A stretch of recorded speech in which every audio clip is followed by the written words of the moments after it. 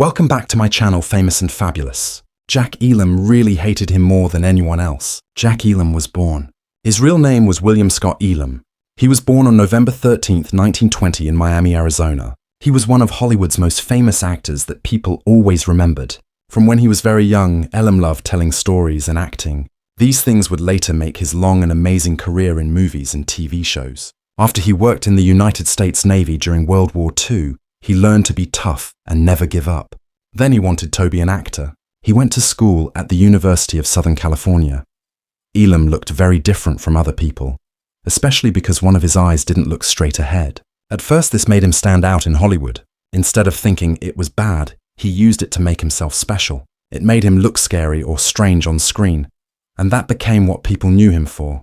Elam worked as an actor for more than 50 years. During that time, he was in more than 100 movies and TV shows. He became very famous for acting in cowboy movies. These movies seemed almost made just for his rough, unusual looks and strong personality. Movies like Once Upon a Time in the West in 1968, Support Your Local Sheriff in 1969, and The Night of the Grizzly in 1966 made everyone know him as the perfect bad guy. Even though Elam often acted scary and funny at the same time, people loved watching him. They didn't just like his bad guy parts, but also the kind human feelings he sometimes showed in them. This made him someone people always remembered in every story he was in. Besides his work in cowboy movies, Jack Elam was really good at acting in different kinds of movies. He moved easily between different types. He was in funny movies, serious movies, and even movies for families. This proved that he could do more than just play bad guys. When he worked with other famous actors and directors of his time, it showed how professional he was and how much respect people had for him in the business.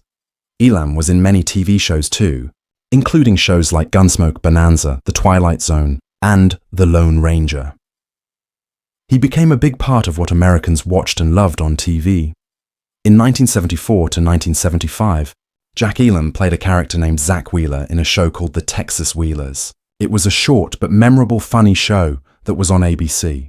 In this show, Elam played a tough, long-lost father who suddenly comes back into the lives of his children after their mother dies. The story was about Zach's weird way of trying to raise 4 children he barely knew. This gave Elam a chance to show both his funny acting skills and his ability to play a character who, even though he had problems, had a big heart. Even though the show only lasted for 8 episodes, it was special because it had Elam working with future stars like Mark Hamill, who would later become famous as Luke Skywalker in Star Wars, and Gary Busey. Even though the Texas Wheelers had low ratings and was quickly cancelled, critics liked Elam's acting. They said that his rough personality and strange screen presence added something special to the family funny show. Elam kept trying unusual parts on TV. He showed that he was willing to try roles that were different from the tough cowboy and bad guy parts that had been most of his earlier career. In 1979, he was in a CBS funny show called Struck by Lightning. He played the surprising part of Frankenstein's monster.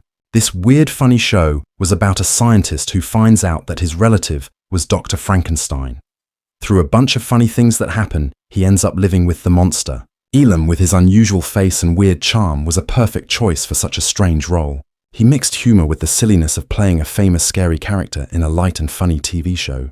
Unfortunately, the show never found people who wanted to watch it and was cancelled after just 3 episodes. Their remaining 8 episodes were never shown in the United States. Strangely, all 11 episodes were shown in the United Kingdom in 1980. This gave British people a chance to see Elam's unusual funny performance, which is still something strange and interesting in his long career. Even in the 1990s, Elam kept making appearances that showed how good he was at different kinds of acting. He played Hick Peterson in a first-season episode of the very popular funny show Home Improvement. The episode was called Birds of a Feather Flock to Taylor. It was Season 1, Episode 20. This gave Elam the chance to act with another Hollywood legend, Ernest Borgnine. The story was about strange characters and their funny interactions with Tim Allen's Taylor family. Elam's performance reminded viewers that his funny acting skills were still very good. For people who remembered him as a scary outlaw in cowboy movies, seeing Elam bring laughter to a modern family, Funny Show showed just how many different kinds of acting he could really do. In movies, Elam made his reputation for strange, funny acting even stronger with his part as Dr. Nicholas Van Helsing. He played a self-described crazy bottom doctor in the 1981 action funny movie hit, The Cannonball Run. The movie was directed by Hal Needham and had an all-star cast that included Burt Reynolds, Dom DeLuise, and Farrah Fawcett. It was a wild cross-country car race filled with silly humor and crazy characters. Elam's performance as the strange doctor stood out as one of the movie's most weird highlights. It showed his gift for turning even the smallest role into something people would remember. People liked his acting so much that Elam played the role again 3 years later in the sequel Cannonball Run 2 in 1984. Once again, he made audiences happy with his wild-eyed silly acting and funny unpredictability. In 1986, Elam was in a movie called The Aurora Encounter.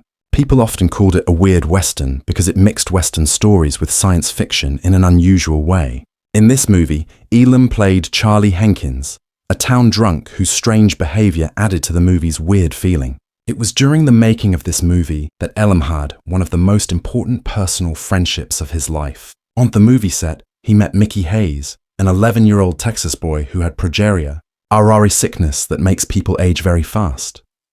Even though they were very different in age and life situations, Elam and Hayes became amazing friends. Their friendship was later shown in the 1987 movie I'm Not a Freak. The movie showed how much the two cared for each other and how Elam's warmth and kindness showed through off the movie screen just as brightly as his charm did on screen. Elam once said in what might be a made-up but often repeated quote, "You know, I've met a lot of people, but I've never met anybody that got close to me like Mickey." This friendship showed a gentle and caring side to Elam that people rarely saw in his tough guy roles. That same year, Elam added to his TV work once again by acting in the funny show Easy Street. He played Alvin Bully Stevenson, the unlucky uncle of Lonnie Anderson's character L.K. Maguire. The show was about an unlikely living situation where a rich socialite played by Anderson shares her fancy home with her working-class relatives, creating plenty of funny conflict. Elam's character, with his clumsy but lovable qualities, was a natural source of humor.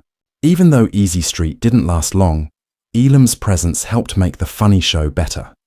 And his pairing with Anderson gave audiences a fun dynamic between Hollywood glamour and raw-edged charm. In 1988, Elam worked with country music legend Willie Nelson in the made-for-TV Western movie Where the Hell's That Gold?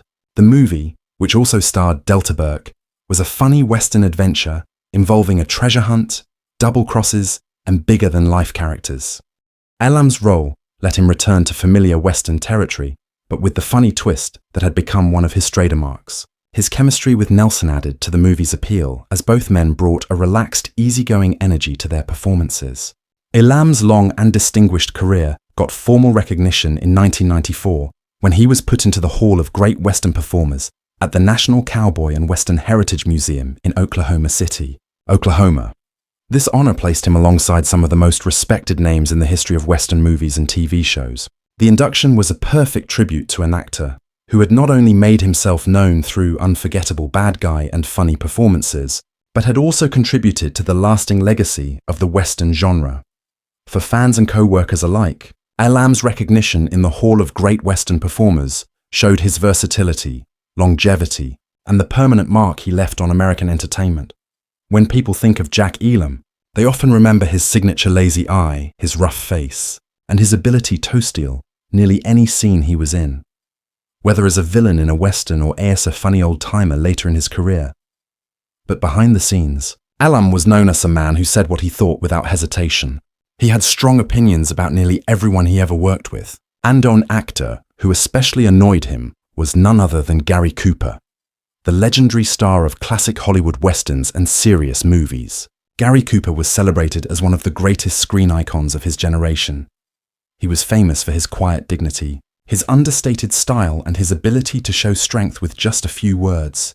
To many, he was the very definition of Austin hero, but to Jack Elam, Cooper represented almost everything he disliked about Hollywood's golden age leading men. Elam believed that Cooper had been overrated and that his supposed natural acting was little more than, as Elam once said, standing around and mumbling while everyone else did the work. Elam would often tell stories in interviews or on movie sets about his not very nice experiences with Cooper. Gary Cooper never impressed me. Elam reportedly said he was always just there. You'd have these great character actors carrying a scene, giving everything they had, and Cooper would just mutter a line in that low voice of his, and the critics would call it brilliant. I never saw brilliance. I saw a guy who got by on looking good in a cowboy hat. Part of Elam's dislike came from what he thought was Cooper's lack of hard work. While Elam himself worked very hard to perfect even small roles, often showing up on set early and staying late to go over dialogue, he claimed that Cooper just coasted on his star power. If you asked me who I thought was lazy, I'd say Gary Cooper without blinking. Elam once remarked, he didn't rehearse. He didn't push himself. He didn't care if the scene sparkled. He just wanted to get through it and collect the paycheck. Meanwhile, the rest of us were sweating blood trying to make it all work. Elam also had strong feelings about the way Cooper treated others on set. While Cooper had a reputation among many as polite and reserved, Elam saw him differently. People said he was a gentleman. Elam noted, maybe if you were a studio head or a pretty actress, but if you were just some working character guy like me, he didn't bother with you. He barely acknowledged you. I've got no respect for that. For a man like Elam, who was proud of being friendly and nice to everyone from the biggest star to the stagehand, this kind of coldness was unforgivable. Perhaps most annoying to Elam was the way Cooper was praised by critics and audiences, even when in Elam's view he gave lifeless performances. Elam thought Cooper's Academy Award for High Noon was one of the most undeserved in movie history. You could have put a cigar store Indian in that role and gotten the same performance. Elam scoffed.